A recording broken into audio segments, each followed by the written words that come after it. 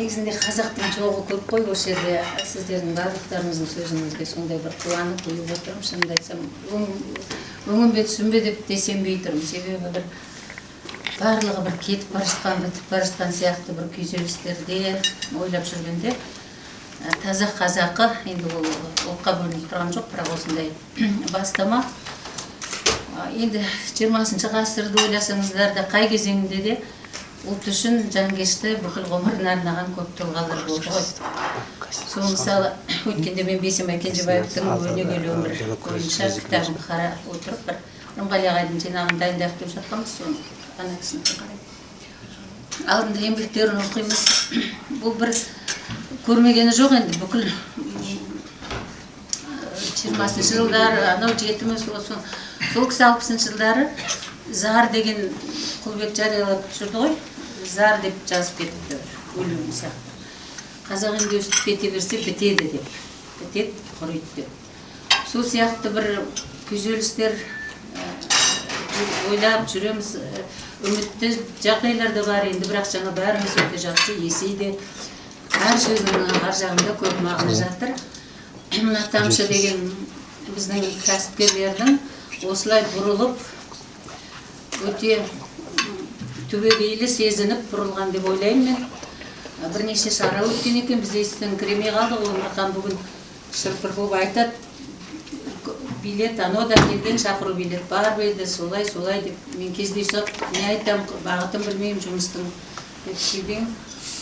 Бірақ қай шарада болса да ауқымды, бірақ менің бір ұсынысым енді әйтеуір солай екен деп ақшаларыңызды да әр нәрсеге де шаша бермей, дұрыс бір қажетті шынымен де сұрыптап, ақылдасып алып, бір пайдасы тиетін іске өте мұқтаж жағдайлар бізде бар. Әрқайсымыз шамамыз келгенше біз сол барлықтарыңызда ұлтты сақтау үшін, мысалы шетке барып келгенде жаңа бауырым өте жақсы сөйледі олды. Сонда көреміз ғой, мысалы біз желтоқсан айында оңтүстік Кореяда болып қайттық. Бұл халық бір дабырламайды, таңдайсымайды.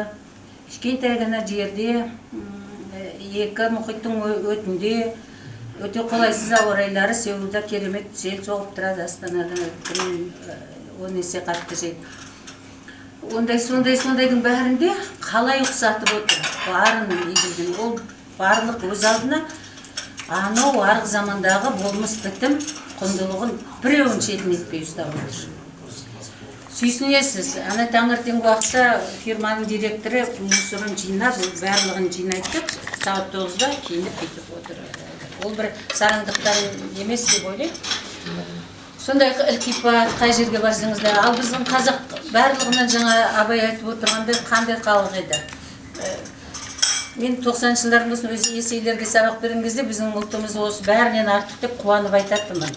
Бұл қонақжай, бұл осы бәрі адал, ешкімнің ала-жібін аттамайды, сыртынан сөйлемейді.